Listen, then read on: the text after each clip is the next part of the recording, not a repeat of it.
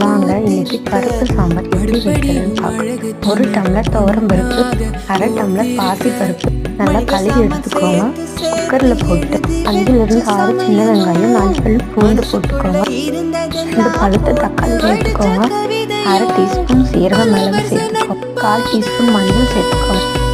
ஒரு சொம்பு தண்ணி விட்டு 2 விசில் விட்டு எடுத்துக்கோங்க.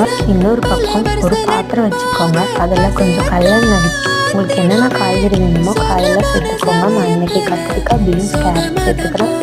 கொஞ்சம் நேரம் எண்ணெயிலே வணங்கட்டும் காய்கள்லாம். கொஞ்சமாக உப்பு சேர்த்துக்கோங்க. நான் வீட்டிலேயே அரைச்ச குழம்பு மிளகாய்த்தூள் இருக்குது, அது நான் சேர்த்துக்கிறேன். 1/4 மஞ்சள் சேர்த்துக்கோங்க.